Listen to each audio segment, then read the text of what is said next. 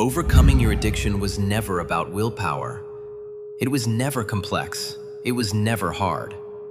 It is not a climb up Mount Everest. What do you mean? Of course it's hard. Don't you see all the people struggling, ruining their lives, trying their hardest? What a wild thing to say. Of course addiction is complex. Of course it's hard. You're right. It is hard. Right. So why did you just say what you just said? Are you crazy? Do you not see how offensive that is? You see, we're both right, my friend. Because becoming free from an addiction is not inherently easy or hard, but thinking makes it so. That doesn't make any sense. I know this is triggering to you because of all the pain, all the hardship, all the anxiety, and all the illusory relief your addiction has brought you. It makes you angry to hear that becoming free from what you are currently addicted to is easy, doesn't it? Of course it makes me angry. Do you know how many times I've tried? My friend just died from overdose, you son of... Relax. I just told you that you are right. Let me ask you a question, though. Do you think that people making ridiculous amounts of money and staying in power because of your addictions would rather you think becoming free from addictions is easy or hard? What would benefit them more? And don't you think these guys are pretty good at manipulating you? At programming you all the way from when you were a little teeny baby? Well... Don't answer that. It was a rhetorical question. You've been brainwashed, my friend. All these counter-arguments your brain is coming up with right now, your fingers itching to leave a comment telling me that I'm wrong because of some anecdotal bullshit. All that is programming. And if you don't see that, then you are a fool. Okay, fine. It is programming. But if I have been programmed since birth to think this is hard, don't you think it is hard to deprogram it?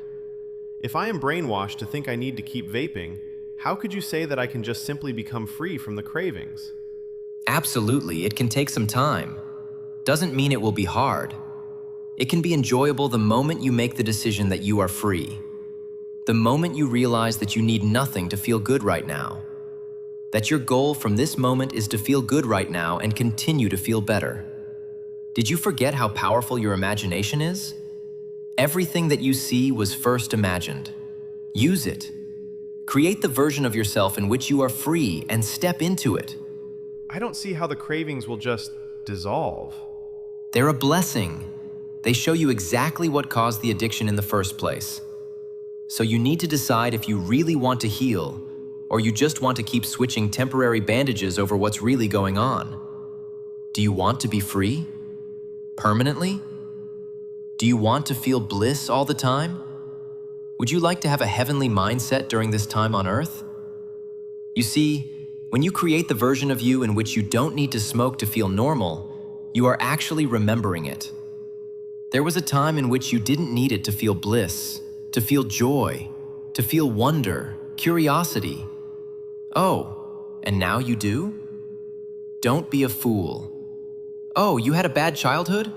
You always felt this pain? It doesn't matter. You know what love is. You know love is the truth. You know that you are love, and you know that love is the default. But that old version will still show up. Those cravings will still show up. I know they will. And what if I'm different? What if I have an addictive personality? What if I have a disease called alcoholism? What you have is a disease called excusitis. You think of an excuse to be a victim instead of taking your power back. Cravings will show up? Maybe, but that old version is drowning. And you can show it love because it was a big part of you, and gratitude for all it has taught you. But you already committed to the new version. And the old version must die for you to be reborn. That's the true message in all religious text. You can imagine your new version into existence. You can be reborn today. You should be excited.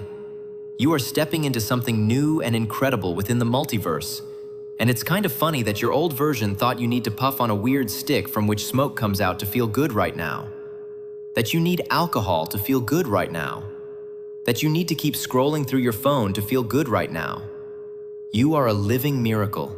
You have God in your heart, motherfucker. Wake up. It's time.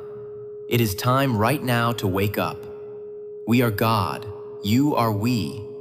I am you and you are me. It is time for the old system to crumble. It is time for us to wake up.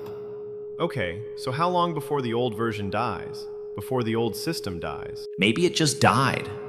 Maybe it will die in 2 weeks. This is not what you should be paying attention to. It doesn't matter when or how. It happens the moment you commit to your decision. The moment you decide you are stepping into the new version. Throughout this conversation, you've been listening to the 417 Hz Solfeggio sound, which is the classic tone for cleansing trapped negative energy, undoing old patterns, and breaking addictions. You can use this sound when you're creating your new version, and although you don't need this sound, it can serve and assist you. It is an intuitive process. In this space of awareness, you can use your cravings to your advantage. You will intuitively know how to do this, and you can invent your own process. Intuitively? Can't you give me some practical advice? You know that scene in which a lady sings and a glass breaks? I'm sure you've seen it in movies or cartoons. Yes.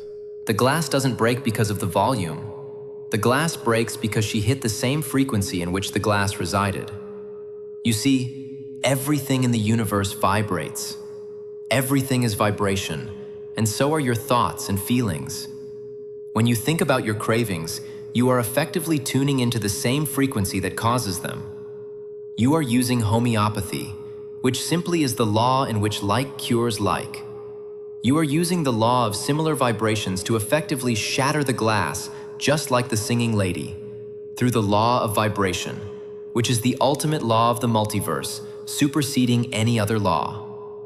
The sound you are about to hear is to assist you, but your imagination is where the magic is.